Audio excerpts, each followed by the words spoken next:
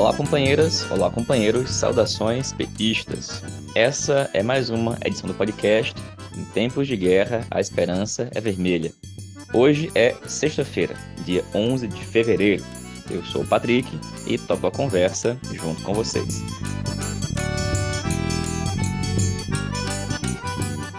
No episódio de hoje, a gente escutou o companheiro Walter Pomar, da direção nacional do PT, que comenta o aniversário de 42 anos do partido e os desafios e dilemas colocados diante do debate em torno da federação partidária. Ouvimos também a companheira Natália Sena, da Comissão Executiva Nacional do partido, que fala sobre a reunião da executiva ocorrida na última segunda-feira.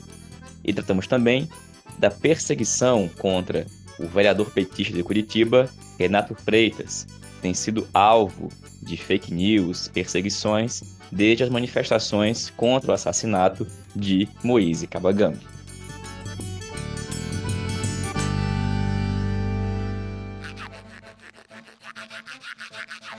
E companheirada, a gente começa a edição de hoje do podcast falando sobre o aniversário de 42 anos do Partido dos Trabalhadores e das Trabalhadoras. Ontem, dia 10 de fevereiro, foi a data que marca a fundação do PT, no dia 10 de fevereiro de 1980. O dia de ontem foi marcado por atividades virtuais. E para comentar não só a data que marca a fundação do partido, mas também os dilemas que estão colocados ao PT após os seus 42 anos, nós conversamos com o companheiro Walter Pomar, pedindo que o Walter falasse principalmente dos desafios colocados ao PT diante das discussões sobre a federação partidária. Olá, Patrick. Olá, ouvintes do podcast. Hoje é dia 11 de fevereiro e ontem, dia 10 de fevereiro de 2022, nós comemoramos o 42º aniversário de fundação do Partido dos Trabalhadores e das Trabalhadoras. Em âmbito nacional, a comemoração foi feita de maneira 100% virtual. Nós tivemos um conjunto de lives, vídeos, de transmissões feitas a partir da TV PT, terminando o dia com uma atividade da qual participaram presencialmente, num estúdio, vários dirigentes nacionais do partido, a genial banda Francisco El Hombre e a companheira Gleisi Hoffmann, nossa presidenta nacional, o companheiro Lula, o companheiro Haddad e outros e outras. Eu deixo para os especialistas em atividades comemorativas um balanço sobre o evento, inclusive sobre o público atingido online.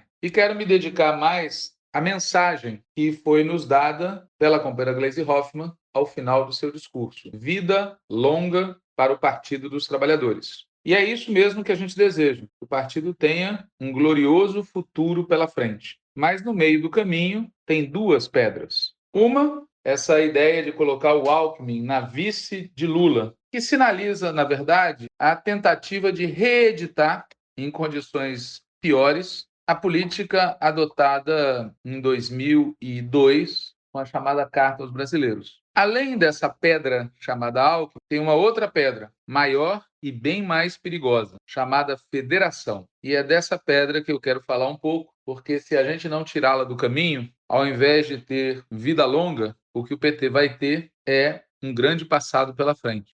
A federação não é uma ideia que surgiu agora, mas só agora a federação virou lei, mais exatamente no dia 29 de setembro de 2021, quando o Cavernícola promulgou a lei que permite a reunião de 2 ou mais partidos políticos em federação. O texto promulgado pelo Bolsonaro tem uma história que começa lá em 2015, passa pela aprovação no Congresso Nacional em agosto de 2021, passa pelo veto integral do Bolsonaro e depois passa pela derrubada do veto do Bolsonaro numa sessão do Congresso Nacional no dia 27 de setembro. Finalmente, como eu já disse, chegamos à promulgação da lei, que, na verdade, acrescenta um novo capítulo, digamos assim, a chamada Lei dos Partidos Políticos, que é lá de 1995. Essencialmente, a lei diz que 2 ou mais partidos podem se reunir em federação. E essa federação passa a atuar como se fosse um partido. Mas a lei também diz que os partidos não perdem a sua autonomia. Existe aí uma contradição que foi a brecha utilizada pelo Tribunal Superior Eleitoral para, na prática, a pretexto de regulamentar a lei, legislar, estabelecendo aspectos que a lei não previa. No dia 14 de dezembro, o Tribunal Superior Eleitoral divulgou a tal regulamentação. Mas isso não terminou com a judicialização da questão. O Partido Trabalhista Brasileiro questionou, junto ao Supremo Tribunal Federal, a constitucionalidade das federações e, por sua vez, o PT, entre outros, pediu o adiamento do prazo. Foi nessa semana que se deliberou a respeito. Então, esta semana, há uma decisão definitiva, enquanto dure, afirmando a constitucionalidade da federação e adiando o prazo para 31 de maio, para que as federações se inscrevam junto ao Tribunal Superior Eleitoral. O debate sobre a federação no PT tem um antes e um depois. O antes é o seguinte: no Congresso Nacional, nosso partido, nossa bancada, defendeu o fim das coligações proporcionais. Continuariam existindo coligações majoritárias, mas deixaria de existir a coligação proporcional. Por quê? Porque a coligação proporcional provoca, em muitos casos, um desvio de voto. O cidadão vota no deputado do partido X e, sem saber, ele está ajudando a eleger um deputado do partido Y. Com o fim das coligações proporcionais, esse desvio acabaria. O cidadão, a cidadã, vai votar no deputado do partido X ou vai votar no partido X e vai eleger ou o deputado do partido X ou alguém do mesmo partido, acabando com essa história de votar num partido de esquerda e eleger um parlamentar de direita, só porque pontualmente há uma coligação proporcional entre esses partidos. O PT defendeu o fim das coligações e o Congresso aprovou o fim das coligações proporcionais. Só que isso foi considerado algo muito grave pelo Partido Comunista do Brasil, PCdoB, que é aliado nosso desde 1989, pelo menos. É um partido de esquerda e é um partido que tem uma longa história. Não é um partido de aluguel. O PCdoB considerou que o fim das coligações ameaçava aspectos importantes da sobrevivência deles, uma vez que, através das coligações, eles aumentam o número de parlamentares eleitos pelo PCdoB. E com esse número que eles conseguem, eles mantêm uma série de direitos previstos em lei. Sem contar que a legislação está se tornando cada vez mais restritiva. E, por isso, o PCdoB afirmou que o fim das coligações proporcionais colocava uma ameaça à sobrevivência, pelo menos institucional, do partido. Pensando nisso, o PT aceitou votar e defender a chamada federação. Qual é a diferença essencial entre a coligação e a federação? Em tese, o tempo de duração. A coligação valia e vale para casos majoritários e valia para casos proporcionais numa eleição. Já a federação durará pelo menos 4 anos. E, portanto, o eleitor está advertido de antemão que ele estará elegendo alguém que pode ser de outro partido, que não aquele no qual ele votou,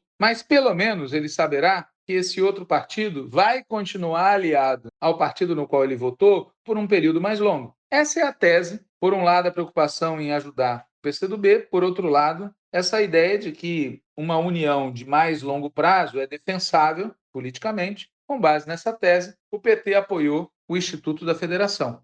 O fato do PT ter votado a favor da federação não significa que o PT fez isso pensando em entrar numa federação. Esse debate não foi feito. O PT votou a favor da federação pelos motivos que eu expliquei antes. Claro que, hoje a gente tem certeza, existiam dentro do PT aqueles que achavam que a federação é a salvação do sistema político brasileiro, é o caminho para a unidade da esquerda, é necessária para a sobrevivência da democracia, ajuda na governabilidade. Hoje a gente sabe que tem gente que defendia essas teses. Mas não foi por conta dessas teses ou de quaisquer outras que o PT apoiou a federação no Congresso Nacional. Os motivos foram os expostos antes. Entretanto, no final de novembro e início de dezembro do ano de 2021, o PT foi convidado a participar de uma federação.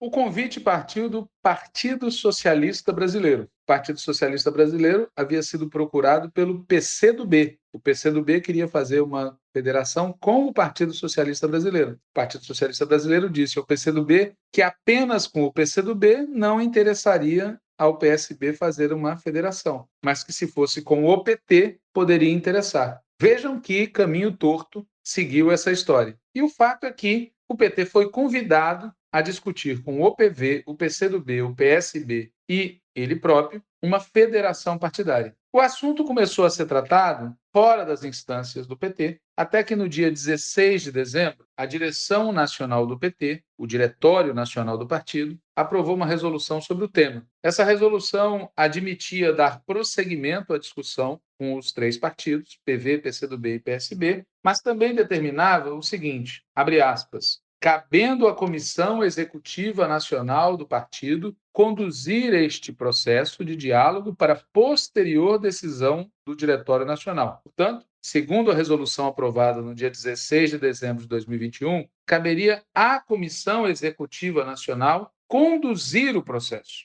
Processo que, como eu já deixei claro, não teve início por iniciativa do PT, mas por iniciativa do PSB. Bom, de 16 de dezembro de 2021 até às 19 horas do dia 7 de fevereiro de 2022, portanto, por mais de um mês, quase 2 meses, a Comissão Executiva Nacional, a quem caberia conduzir o processo, não se reuniu uma única vez. Não se reuniu uma única vez e, além disso, até às 19 horas do dia 7 de fevereiro, a Comissão Executiva Nacional não havia recebido absolutamente nenhum informe oficial a respeito das negociações. Nesse período, entretanto, de 16 de dezembro a 7 de fevereiro, aconteceram várias reuniões entre dirigentes do PV, do PCdoB, do PSB e do PT. Nessas reuniões, a companheira Gleisi Hoffmann e outros petistas presentes defenderam posições que não resultaram, portanto, do debate que tenha sido travado previamente nas instâncias nacionais do PT, seja o diretório,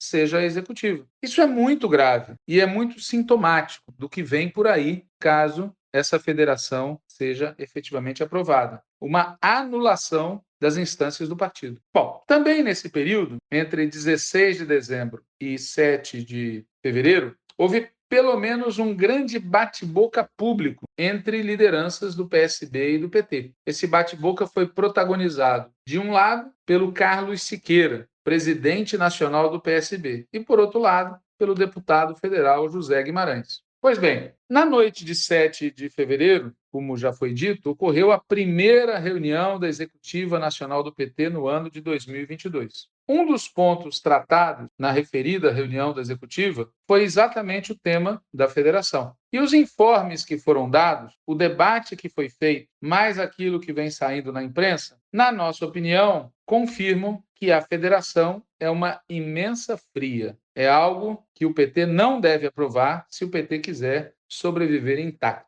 Quando a gente fala que a federação é uma imensa fria, é por conta de razões estritamente políticas e também por conta de razões político-organizativas. As razões estritamente políticas incluem a conduta do Partido Socialista Brasileiro nas eleições presidenciais de 2014. No segundo turno, eles apoiaram o Aécio. A conduta do Partido Socialista Brasileiro no golpe de 2016. Quase toda a bancada do PSB votou a favor do impeachment. A conduta do Partido Socialista Brasileiro no Congresso Nacional, tanto na atual legislatura quanto na legislatura anterior, parte importante da bancada do PSB vota regularmente com a direita. Nós estamos nos referindo à conduta do PSB em inúmeros estados e municípios brasileiros, onde eles defendem posições que, na média, são muito distantes da esquerda. No caso do Rio Grande do Sul, por exemplo, o PSB faz parte do governo Leite. O caso do PSB em São Paulo é uma sublegenda dos tucanos. Também estamos nos referindo à atitude do PSB nas eleições de 2018 e nas eleições presidenciais de agora, em que a política deles é colocar dificuldades para vender facilidades. E também estamos nos referindo ao fato de que estão entrando no PSB inúmeros quadros vindos da direita. O Alckmin é uma das hipóteses, mas há outros que já entraram ou estão para entrar, desmentindo aquela suposição de que se houver uma federação com o PT, vai ter uma depuração no PSB. Não vai ter uma depuração, está ocorrendo uma direitização, até porque o PT, ou melhor dizendo, os dirigentes petistas que estão negociando, não estão colocando em primeiro lugar o tema da política. do programa. Estão deixando isso para o final, como se isso fosse um detalhe secundário. Além disso, na nossa opinião, uma federação com o Partido Socialista Brasileiro vai produzir, nas eleições parlamentares para o Congresso Nacional, para a Câmara dos Deputados e para as Assembleias Legislativas, uma federação com o PSB vai produzir os mesmos efeitos das antigas coligações proporcionais, ou seja, parte da votação dada ao PT vai ser transferida para os partidos agora federados e que antes eram os coligados. Sem falar que o fato de ter que comprimir numa única lista candidatos de 4 partidos diferentes e o fato de ter que garantir os nomes com mais potencial eleitoral para poder reduzir a canibalização, isso vai ter um impacto negativo sobre a renovação das bancadas, vitimando em primeiro lugar, vitimando especialmente os setores que são historicamente menos representados, os trabalhadores em geral, as mulheres, os negros e negras, os jovens, os LGBT+, etc. Então, por todos esses motivos estritamente políticos, nós achamos a federação com o PSB uma fria. Mas, além disso, tem motivos político-organizativos sobre os quais eu também quero falar. Nas negociações entre PV, PCdoB, PSB e os petistas que estão indo nessas reuniões, que não falam em nome do PT, porque em nenhum momento que eles falam lá foi debatido nas instâncias partidárias, nessas negociações se está debatendo um estatuto. O primeiro ponto em pauta são determinações estatutárias e candidaturas a governador. Como eu já falei, o tema do programa não é o primeiro ponto em pauta. E na discussão sobre o estatuto, o que está sendo definido provoca perda de autonomia e perda de caráter militante do nosso partido. Segundo a proposta que está sendo debatida, a federação teria uma Assembleia Nacional, que funcionaria como uma espécie de diretório nacional. E a federação teria também uma comissão executiva nacional. Essa Assembleia Nacional, ou Diretório Nacional, teria 50 integrantes. Desses 50 integrantes, 27 seriam do PT. Como é que se chegou a esse número? Com base na composição atual das bancadas no Congresso Nacional. Qual é o problema? O problema é que o PT é muito maior do que a sua representação no Congresso Nacional. Por que adotar esse critério e não o tamanho do partido na base? Por que se curvar ao critério da representação parlamentar, que é um critério tradicional? Começa por aí o problema. Agora, o problema não termina por aí, porque alguém pode falar, bom, o PT vai ter maioria, o PT vai mandar na federação. Só que a regra é que todas as deliberações da federação precisam ter o apoio de 2/3 dos 50 integrantes da tal Assembleia Nacional. Ou seja, para que uma posição do PT vire uma posição da federação, ou bem precisa de consenso, ou bem precisa de um acordo entre o PT e o PSB, ou bem precisa que o PT tenha o apoio do PCdoB e do PV. Isso, claro, supondo que a bancada do PT vote sempre unificada. Quando a gente vê as contas, pode ficar a impressão de que esse método não tira a autonomia do PT, pois, supostamente, se não houver consenso e se não houver maioria de 2/3, os partidos vão ser liberados para defender o que quiserem. E, além do mais, se o PT tiver 27 integrantes,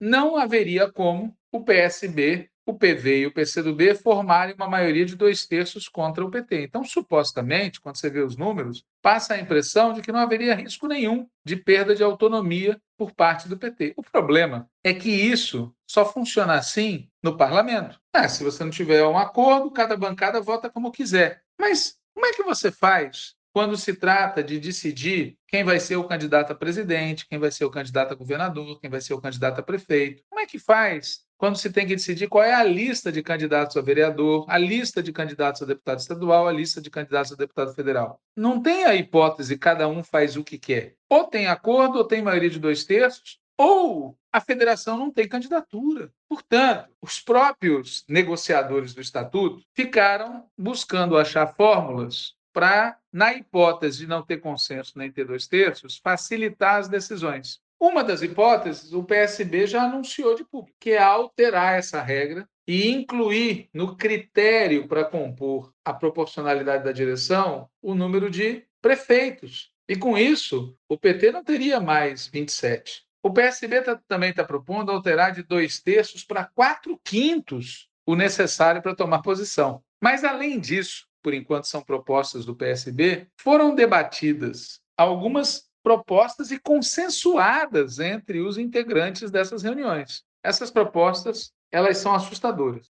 A primeira proposta aprovada nessas reuniões de negociação diz respeito a como serão montadas as listas de candidatos proporcionais, seja para a Câmara dos Deputados, seja para as Assembleias Legislativas. O que foi combinado a esse respeito é que vai ser lançada uma quantidade de candidaturas proporcional ao desempenho nas eleições de 2018. Ou seja, de acordo com essa proposta, a expectativa que todos nós temos que em 2022 o PT vai receber mais votos não vai poder se refletir no lançamento de um número maior de candidaturas petistas. O PT vai ter um número de candidaturas equivalente ao desempenho de 2018, que foi um mau momento. Qual é o efeito prático disso? Ou bem, a votação superior no PT vai ser canalizada por um número pré-definido e pequeno de candidatos petistas, ou bem, vai vazar para os partidos federados, em prejuízo do PT.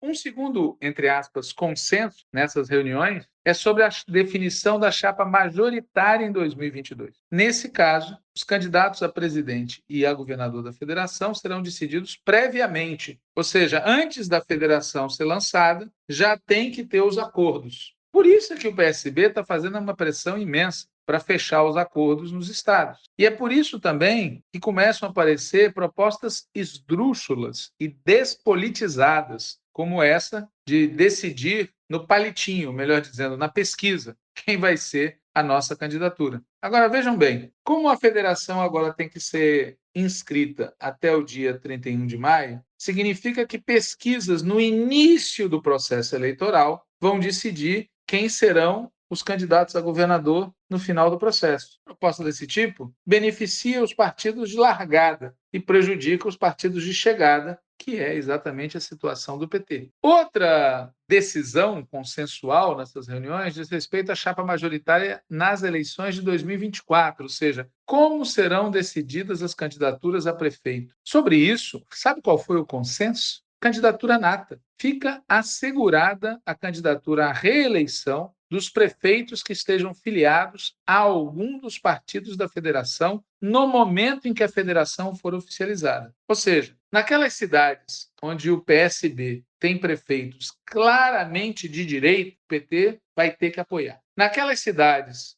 onde, antes da federação ser oficializada, prefeitos de direita se filiarem ao PSB, o PT vai ter que apoiar. Candidatura nata é algo que nós nunca aceitamos, nem mesmo dentro do PT. Imagina aceitar como candidatura nata a candidatura de outros partidos, seja lá qual for a posição real desses prefeitos. É um absurdo, mas é isso que está sendo negociado.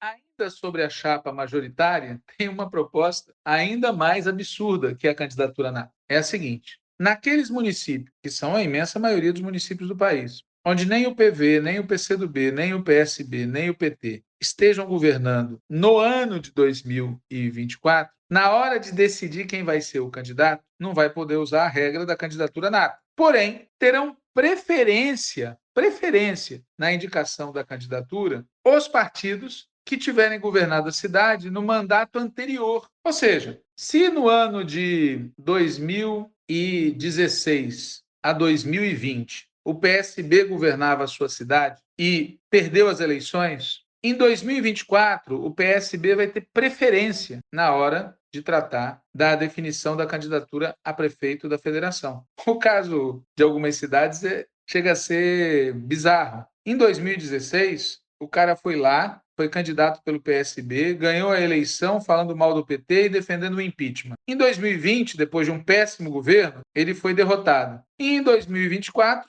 ele vai ter preferência na indicação da candidatura.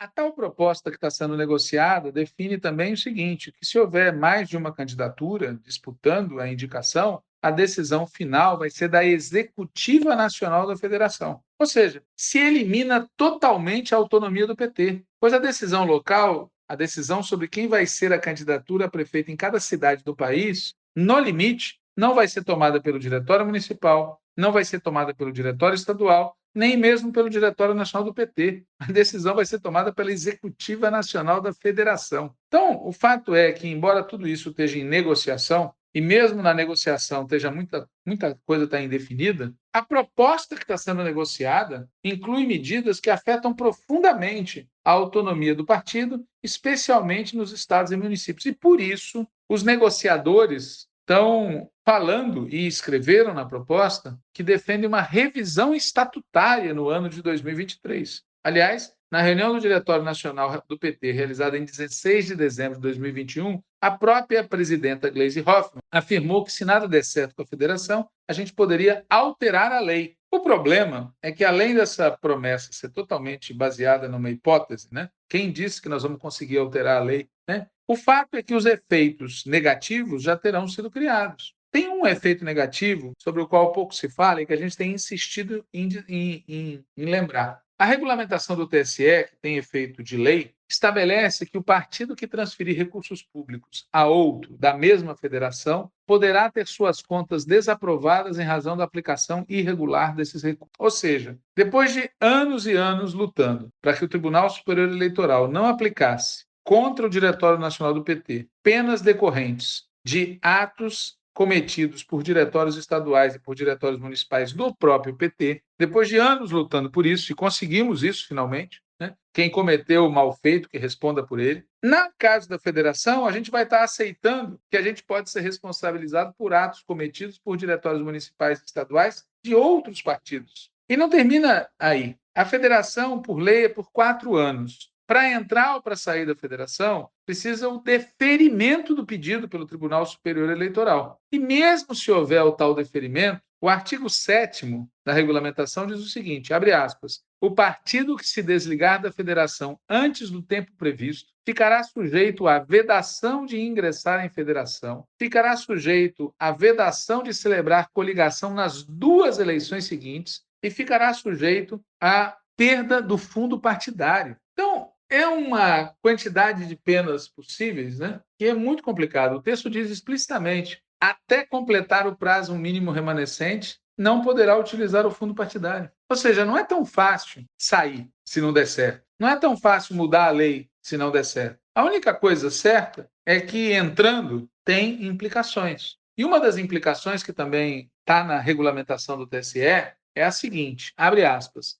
as controvérsias entre os partidos políticos relativas ao funcionamento da federação constituem matéria interna corporis, de competência da Justiça Comum, ressalvada a competência da Justiça Eleitoral para dirimir questões relativas ao registro da federação, etc, etc. Ou seja, a gente está aceitando que as divergências dentro da federação podem ser levadas à Justiça Comum e à Justiça Eleitoral. Note que nós passamos também toda a existência do PT lutando para que nossos assuntos internos não fossem para a Justiça, nem para a Justiça Eleitoral e muito menos para a Justiça Comum. E salvo raras exceções, a gente conseguiu isso. Alguém tem dúvida do que vai acontecer numa federação? Muito provavelmente, a maior parte das disputas vai ser judicializada. E não apenas por motivos políticos, mas também por motivos criminais, como se comentou anteriormente. Bom, para além destes e de outros detalhes, né, que são práticos, a federação vai ter um enorme impacto sobre a condição de partido militante que o PT ainda tem, né? Na nossa opinião, a federação vai sufocar essa dinâmica militante. Começa pelo péssimo exemplo de adotar como critério para definir a proporcionalidade na direção da tal federação a proporção entre as bancadas parlamentares, né? Mas vai para além disso. Veja, no caso do PT, quando não tem consenso, tem alternativas previstas em nosso estatuto. E todas as alternativas previstas no estatuto se baseiam na soberania da base, na vontade da maioria dos filiados. Pois bem, a federação não está sendo montada com base nesse critério. A federação está sendo montada com base no critério representação parlamentar. Pois bem, caso se constitua a federação, a vontade da maioria dos filiados petistas vai estar, por definição, subordinada à vontade dos parlamentares de outros partidos. Se esses parlamentares não aceitarem, está criado um impasse. Portanto, com a federação, tende a se institucionalizar e a se agravar um problema que já existe no PT, que é a submissão crescente do partido militância ao partido bancada, com um agravante. No caso, vão ser as bancadas dos outros partidos que vão ter poder de veto. Na prática, insisto, se for aprovada a federação, a vontade da base do partido vai estar subordinada a vontade minoritária de outros partidos, mais exatamente a vontade da bancada desses outros partidos. Portanto, de cima para baixo e de fora para dentro, vai estar se criando uma regra que vai afetar profundamente a natureza do PT. Por esse motivo, inclusive, a gente acha que o certo é tomar uma decisão desse tipo num congresso do partido e não numa reunião do Diretório Nacional do PT. Seja como for, aqueles que defendem a federação partidária com o PSB nos moldes que está sendo negociada, na prática estão contribuindo para transformar o PT num partido tradicional. Então, aquela saudação que a nossa companheira Gleisa Hoff fez, vida longa ao PT, vai ficar sem sentido, porque o que a gente vai ter pela frente vai ser uma federação, não mais o partido que nós construímos nesses últimos 42 anos. Por isso, o convite que eu faço é: vamos nos mobilizar para derrotar essa proposta. Ela é muito grave. Ela é mais grave, inclusive, do ponto de vista do médio prazo, do que o vice que estão querendo impor a nós. Valeu, Walter. Obrigado, companheiro. E, pessoal, essa semana também foi marcada pela realização de uma reunião da Comissão Executiva Nacional do PT. A reunião ocorreu segunda-feira à noite. E o informe sobre ela a gente escuta agora da companheira Natália Sena. Oi, Patrick, boa noite para os nossos ouvintes do podcast Em Tempos de Guerra, a Esperança é Vermelha. Então, Patrick, a reunião da Comissão Executiva Nacional aconteceu, né, nessa segunda-feira e, além do ponto de discussão sobre o aniversário do PT e dos comitês populares de luta, o principal assunto foi a questão das federações, né? O primeiro informe sobre o tema da federação desde 16 de dezembro de 2021, quando o Diretório Nacional tinha se reunido pela última vez, né? Então, foi dado um informe, infelizmente, um informe genérico, né, sobre as discussões que estão sendo feitas, as tais das negociações que estão sendo feitas com o PSB, o PCdoB e o PV em torno do assunto, e se partiu para um debate sobre estatuto, né? Ou seja, as regras de uma possível eventual federação, caso ela venha a ser aprovada. Na minha opinião, e eu queria focar nisso aqui no programa de hoje, eu acho que tem um problema de método bastante grave, né, no debate dessa federação, né, sem falar do conteúdo, que é algo que a gente já vem também opinando sobre. Mas o problema de método é muito ruim, né, porque o Diretório Nacional decidiu que a Comissão Executiva Nacional conduziria as negociações, as conversações sobre federação, a partir de um programa para, enfim, depois o diretório decidir se aprovaria ou não. E o que está em curso é exatamente outra coisa, né? Não tem a discussão programática colocada, a gente tem uma promessa de apresentação de uma carta programática que estaria sendo discutida entre os partidos, mas não passou por qualquer avaliação, consulta das instâncias do PT, nem sei se essa carta realmente existe ou ainda está em elaboração, mas a coisa começou de forma invertida, né? Além de a comissão que está conduzindo, que a gente nem sabe quem é exatamente, não ter sido oficialmente delegada para essa tarefa, né? Não se informa, de fato, o que está sendo conversado, o que o PT propõe ou coloca na mesa nas negociações não foi aprovado em lugar nenhum,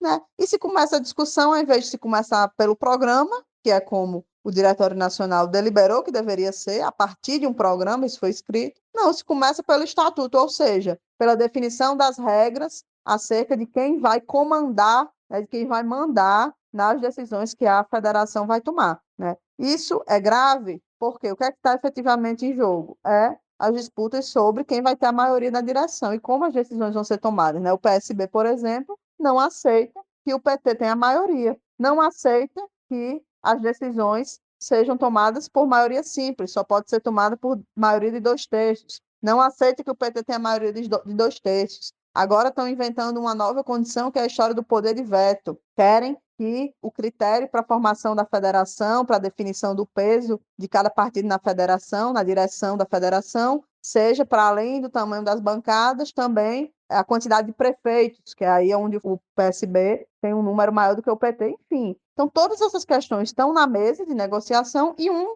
programa mínimo sequer ainda não está, né? Eu acho isso uma inversão total, é um erro de método e é um erro político também, porque a gente está começando do fim, né? Tá primeiro se amarrando, primeiro levantando a possibilidade de se amarrar, de construir uma aliança, não é uma aliança só para a eleição, para além da eleição, porque no mínimo fica junto por 4 anos, sem qualquer base programática mínima que unifique, que a gente sabe que na prática não existe, né? Porque o PSB é um partido que tem setores de direita muito relevantes. Então, enfim, a reunião da executiva foi um informe sobre isso. Várias pessoas demonstraram insatisfação com essa situação, tanto em relação ao método quanto em relação ao conteúdo, não foi só a gente, mas ficou nítido para mim que tem um problema, né? Tem um problema que mesmo quem defende que o PT faça a federação já identificou que vai ser muito difícil, tanto fazer quanto tomar as decisões, enfim, construir algo a partir de um instrumento como esse,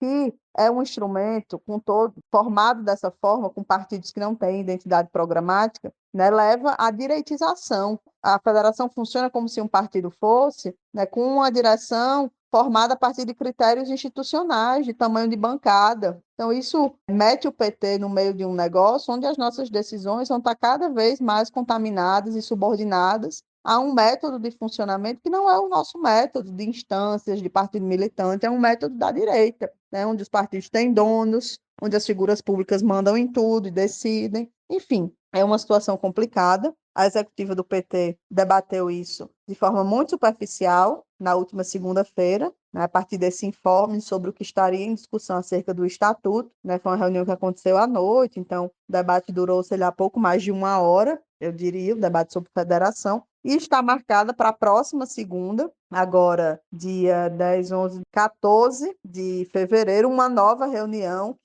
onde há a promessa de que uma carta programática seria apresentada para debate na direção para, a partir disso, ou antes disso, não sabemos, ser discutida na federação. Até agora, essa carta programática não foi enviada, até agora, sexta-feira, 18h25, essa carta programática não foi enviada, e a gente espera que ela apareça em algum momento e que, de fato, a discussão sobre o programa, pelo menos, seja dada. Mas não sou da opinião de que, mesmo com uma carta programática que seja razoável, né, não é isso que vai resolver o nosso problema, porque já está muito nítido, né, quais são as intenções aí do PSB, principalmente com essa federação, né? O nível de chantagem, colocando condições que querem colocar o PT numa situação de subalternidade, fazendo exigências que não são razoáveis, tanto em relação ao comando de uma possível federação, quanto em relação às decisões eleitorais. Então, eu acho que é uma cilada, né, o PT entrar nisso. A gente não deveria estar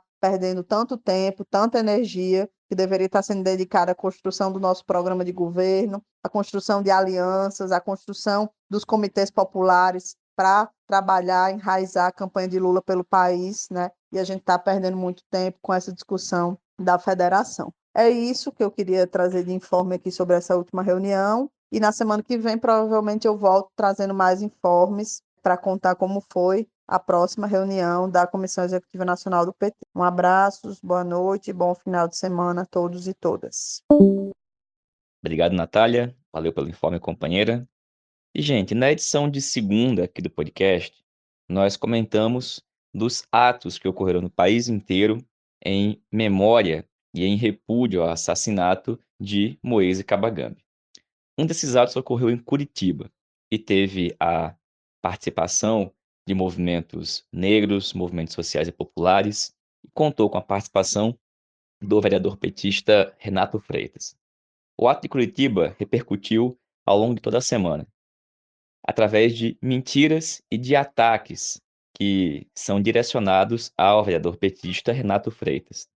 São acusações mentirosas de que ele teria, por exemplo, atrapalhado uma missa que estaria acontecendo, e tudo isso já foi desmentido. As imagens mostram que não havia missa alguma sendo realizada, que eles entraram pacificamente na igreja, saíram também de forma pacífica, e tudo que foi dito sobre uma possível manifestação que teria atrapalhado um espaço religioso não passava de fake news. Acontece que o Renato continua sendo perseguido, tem pedidos de suspensão do mandato e até mesmo de cassação.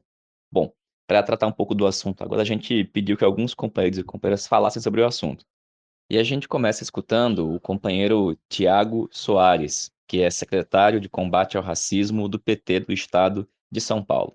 Olá, aqui é o Thiago Soares, estou secretário estadual de combate ao racismo do PT aqui no estado de São Paulo e sou membro do Diretório Nacional do PT. Primeiro, quero manifestar minha solidariedade com o vereador Renato, vítima de um racismo institucional, um racismo estrutural, jovem negro da periferia, ocupar a Câmara Municipal de Vereadores da capital de Curitiba, a capital que foi já conhecida há um tempos atrás como a capital da Lava Jato, é muito simbólico, né? Primeiro é bom constatar que não houve nenhum momento por parte dos manifestantes do qual o vereador estava presente ofensa à fé ou à religiosidade, né? No caso, a Igreja Católica, a igreja essa que foi construída, africanos escravizados, porque não podia ter acesso à igreja central de Curitiba, então foi construída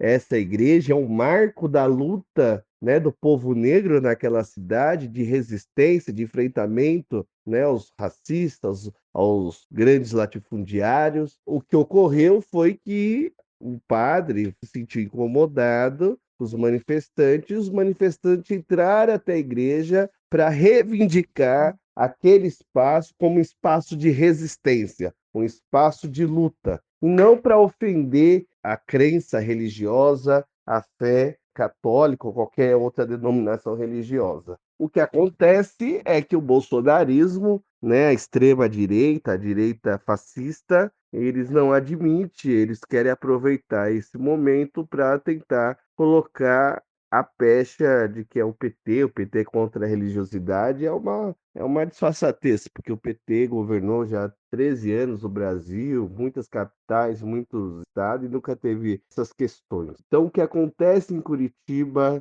perseguição ao nosso vereador, quero externar aqui a nossa solidariedade e dizer que nós do PT não podemos titubear nesse momento tão importante da história. Enfrentar o racismo não pode ser só discurso, não pode ser só denúncia, tem que ser prática. E o PT é um partido que se reivindica, um partido antirracista, e acolher o nosso vereador é o melhor que nós temos no momento. É isso, agradeço pela oportunidade. Valeu, Tiago. Obrigado, companheiro. A gente ouviu também a companheira Suelen Aires Gonçalves, que é militante do PT no Rio Grande do Sul, foi secretária de Mulheres do PT Gaúcho, e que fala para a gente também sobre essa perseguição contra o vereador Renato Freitas. Olá, Patrick. Olá, companheirada do nosso podcast Em Tempos de Guerra, Esperança Vermelha. Aqui quem vos fala é Suelen Aires Gonçalves, aqui do estado do Rio Grande do Sul. Eu gostaria de trazer algumas reflexões acerca do caso do nosso companheiro vereador Renato Freitas, vereador pela cidade de Curitiba, que apresenta, então, um fato importante da conjuntura para nossa reflexão de como o racismo estrutural se manifesta na sociedade brasileira e o quanto nós, enquanto um partido de esquerda socialista antirracista, precisa estar atento ao debate de raça e, obviamente, também ao tema das fake news. No dia 5, então, do mês de fevereiro, houveram manifestações em várias cidades do nosso país. Houve uma chamada de atos nacionais em memória e por justiça para Moise, o jovem congolês que foi assassinado no estado do Rio de Janeiro, e o caso do Durval Filho, 2 homens negros brutalmente assassinados naquela primeira semana de fevereiro.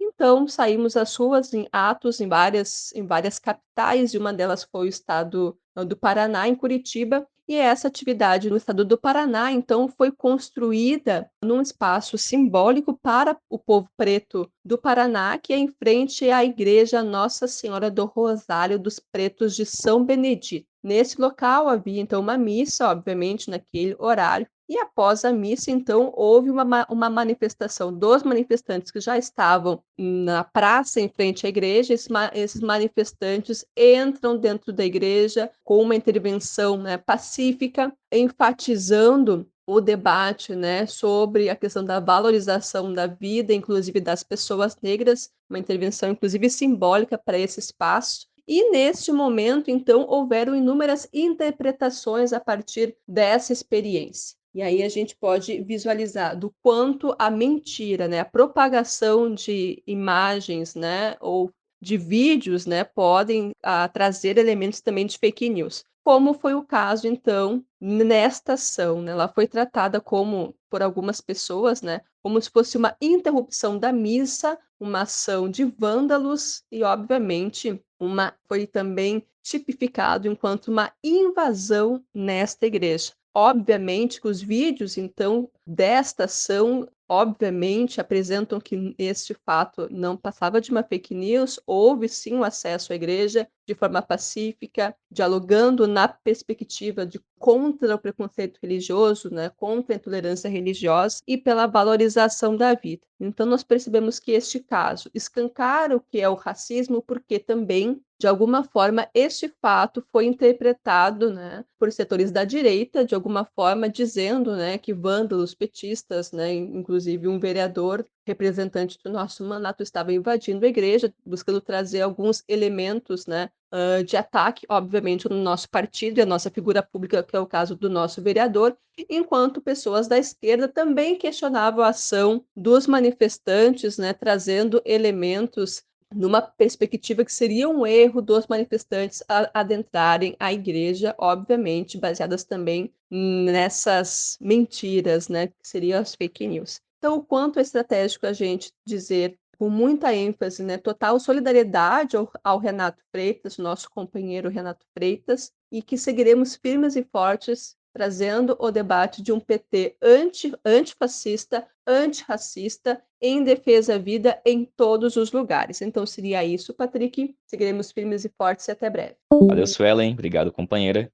E vamos ouvir também agora a companheira Rayane Andrade, que foi recentemente eleita coordenadora do Setorial de Direitos Humanos do PT do Rio Grande do Norte. Olá, ouvintes do podcast A Esperança Vermelha. Quem fala é Rayane Andrade, sou professora, advogada e coordenadora do Setorial de Direitos Humanos do PT do RN. Gente, sobre a situação de Renato, né, eu gostaria de comentar sobre alguns aspectos. O primeiro deles é que chama muita atenção como não houve e não há um movimento de absoluta e irrestrita solidariedade ao nosso vereador Renato. Isso me choca profundamente, né? Interessante como que o racismo, enquanto componente do capitalismo patriarcal, organiza de fato as nossas vidas, né? Inclusive no campo da esquerda ou né, dos setores que se convencionou chamar de progressista. Para mim é muito chocante, né, que a gente não tenha conseguido construir essa unidade, porque parece que tem um setor do nosso povo que está convencido que nós temos que baixar a guarda, está convencido que para ganhar as eleições de 2022 vale tudo, inclusive esconder nossas bandeiras e fazer uma defesa envergonhada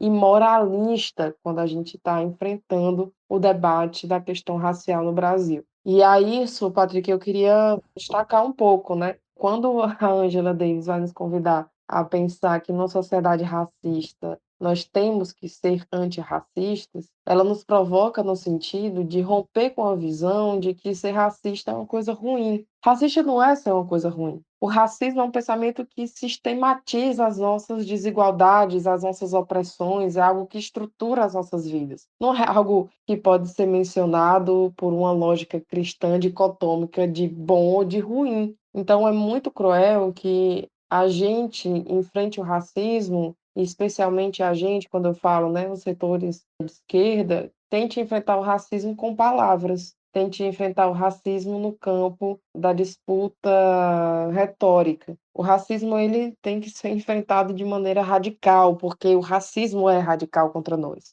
Ou a gente esqueceu o que motivou a ocupação de uma igreja construída por pretos e que não houve absolutamente nada fora do comum, e isso não gera uma onda de solidariedade a Renato. Por que será? Inclusive de companheiras e companheiros nossos negros, note-se, né? Então, a gente vê esse processo de domesticação muito explícito, muito evidente, e, na minha opinião, bastante perigoso. Ao mesmo passo que a maior parte dessa esquerda e desse campo popular brada e fica com ódio, com razão, do que o Monark, do que o Adrilles, né? Do que essa turma nazista envergonhada fez nos últimos dias, é quase é automático, né? as pessoas não têm essa mesma solidariedade quando os nossos irmãos, companheiros, né, resistentes, pretos, tomam uma atitude radical diante de algo que é radical, diante da violência radical que foi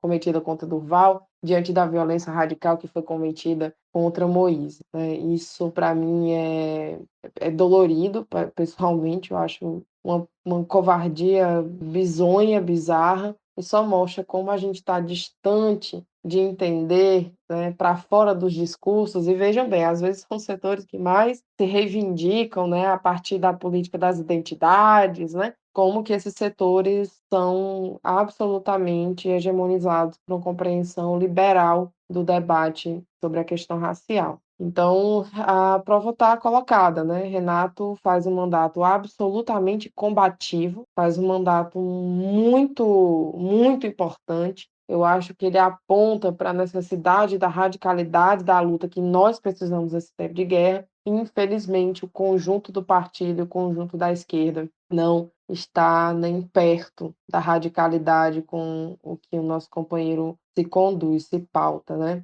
E para finalizar, cumpre lembrar que enquanto o Monark e o Adriles estão livres defendendo o nazismo, né, fazendo apologia ao nazismo, o Galo foi preso por fazer uma intervenção na estátua de Borba Gato. E é muito peculiar que esses movimentos mais radicalizados venham de setores da população trabalhadora negra. Imaginam por que será? Então, eu acho que esses movimentos nos dizem que há espaço, há necessidade de nós aumentarmos o patamar da nossa resistência, aumentarmos o patamar da nossa compreensão sobre o nosso papel político. E é isso, né? Muito chocante que não tenha havido uma solidariedade absoluta e restrita. Eu acho que o movimento de Renato abriu uma discussão muito fundamental e mostra como a gente tem muito chão para percorrer para deixar de enfrentar o racismo apenas com retórica e enfrentá-lo com a radicalidade que a pauta merece de verdade. Valeu, Rai. Obrigado, companheira. E pessoal, essa foi mais uma edição do podcast Em Tempos de Guerra, a Esperança é Vermelha. Como vocês sabem, um programa que tem edições toda segunda e sexta-feira e que é totalmente construído por meio de troca de áudio de WhatsApp com militantes do PT espalhados por todo o país.